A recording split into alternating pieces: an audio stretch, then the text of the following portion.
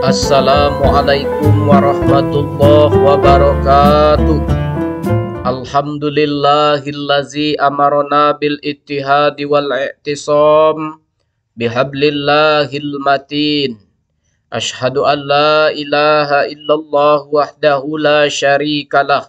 Iyyahu na'budu wa iyyahu nasta'in. Wa ashhadu anna Muhammadan abduhu wa rasuluhul mab'usu rahmatan lil alamin.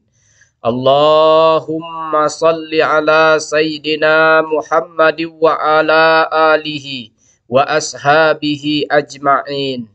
Ittaqullaha mastata'tum wasari'u ila maghfiratir rabbil alamin. Amma ba'du faya ayyuhan nas ittaqullaha haqqa tuqatih wa la tamutunna illa wa antum muslimun wa la ta'kulu amwalakum bainakum bil batil wa tudlu biha ilal hukami lita'kulu fariqam min amwalin nas bil ismi wa antum ta'lamun. Selaku khotib, saya mengajak kepada diri saya sendiri dan juga kepada seluruh jamaah sekalian. Marilah kita meningkatkan iman dan takwa kita kepada Allah Subhanahu wa Ta'ala. Kemudian selawat dan salam marilah kita kirimkan kepada Nabi Muhammad sallallahu alaihi wasallam. Allahumma salli ala sayyidina Muhammad wa ala ali sayyidina Muhammad. Sidang jemaah Jumat rahimakumullah, kasus mafia tanah yang melibatkan orang dari berbagai instansi terus berulang dengan berbagai macam modusnya, seperti pemalsuan dokumen resmi sertifikat tanah milik orang lain.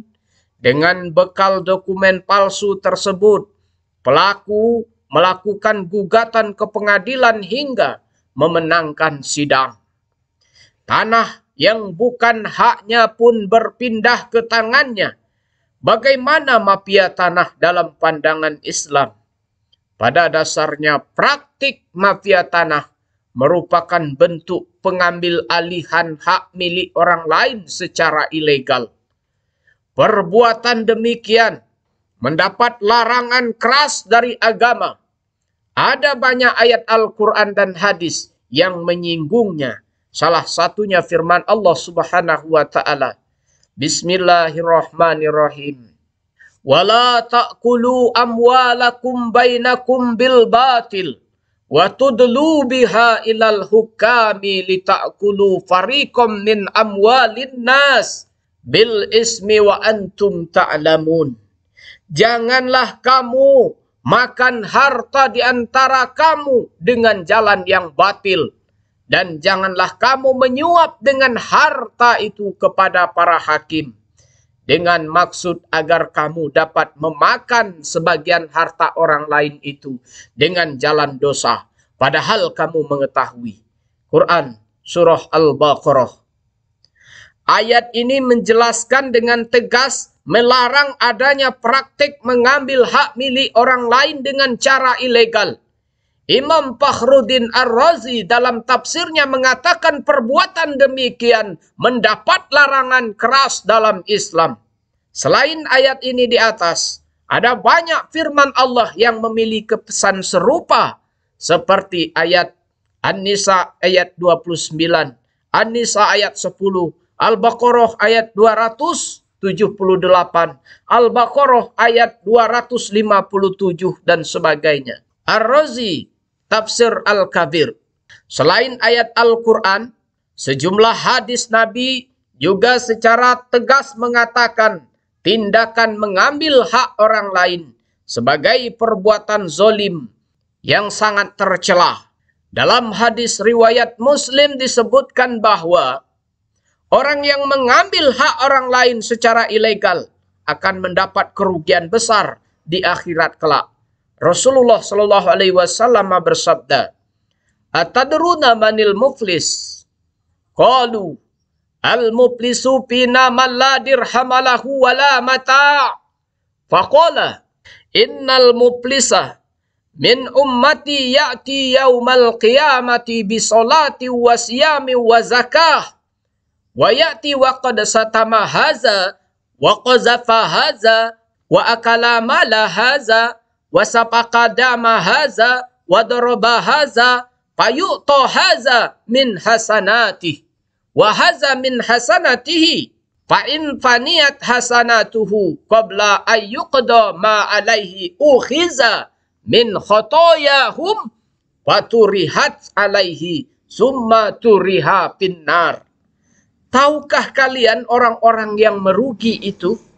Para sahabat pun menjawab, orang yang merugi itu menurut kami adalah orang yang tidak punya dirham dan harta benda.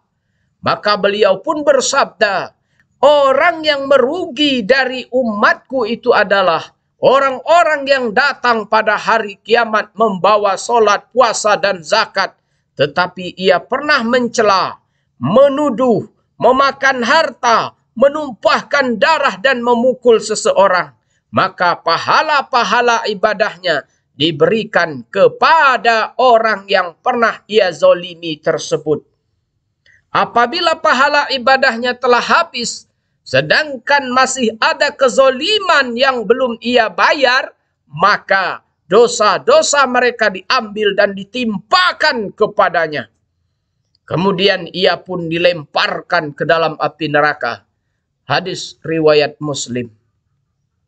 Berkaitan dengan hadis ini, Imam Muslim menjelaskan, kerugian yang dimaksud adalah kerugian yang hakiki. Orang yang memiliki harta sedikit di dunia atau tidak memilikinya sama sekali, mereka juga merugi, tapi bukan kerugian yang sebenarnya karena bersifat dinamis. Sedangkan kerugian di akhirat sifatnya nyata. Imam Muslim, Syarah Muslim. Sementara Ahmad Hatibah ulama Mesir bermushaf Maliki dalam Syarah Riyadhis Shalihin menjelaskan, orang yang mengambil hak orang lain dengan cara zolim, kelak di akhirat amal ibadahnya akan digerogoti oleh orang yang dulu dizoliminya. Sehingga di akhirat ia sangat merugi karena pahala amal ibadahnya habis meski punya bekal sebesar gunung. Jika pahala amal ibadahnya sudah habis, ia akan dimasukkan ke dalam neraka. Ahmad Hatibah Syarah Riyadhis Shalihin.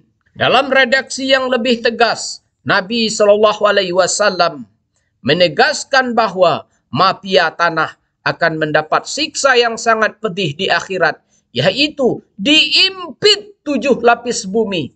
Diriwayatkan bismillahirrahmanirrahim.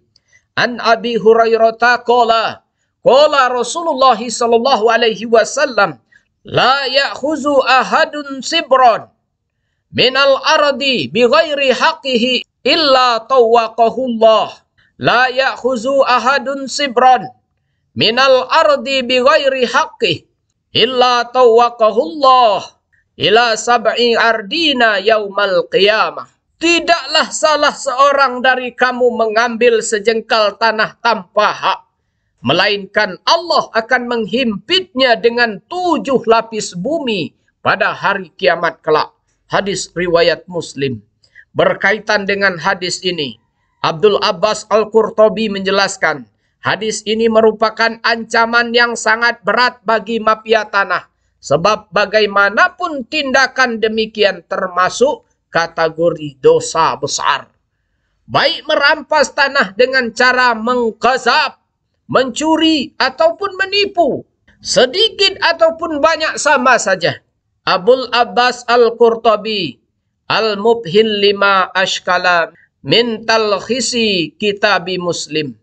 Dalam redaksi lain, Imam Bukhari dijelaskan siksa bagi mafia tanah di akhirat adalah dibenamkan ke dalam bumi sedalam 7 lapis bumi. Diriwayatkan bismillahirrahmanirrahim. An Salimin an abihi radhiyallahu anhu qala an-nabiy sallallahu alaihi wasallam man akhaza minal ardi syai'an bighairi haqqi khusifa bihi yaumal qiyamati ila sab'i ardina. Dari Salim, dari bapaknya radhiyallahu an, dia berkata, Nabi SAW bersabda, barang siapa yang mengambil sesuatu sebidang tanah dari bumi yang bukan haknya, maka pada hari kiamat nanti dia akan dibenamkan sampai 7 bumi. Hadis riwayat Bukhari. Demikianlah siksa pedih bagi orang-orang yang berani berbuat zalim dengan mengambil hak tanah milik orang lain. Semoga kita semua dijauhkan dari perbuatan buruk demikian. Amin ya rabbal alamin. Barakallahu li wa lakum fil Qur'anil azim. Wa nafani wa iyyakum bima fihi minal ayati wa zikril hakim. Wa taqabbalallahu minni wa minkum tilawatahu innahu huwas sami'ul alim. Aqulu qawli hadza wastaghfirullahal azim li wa lakum wa lisairil muslimin wal muslimat fastaghfiruhu innahu huwal ghafurur rahim.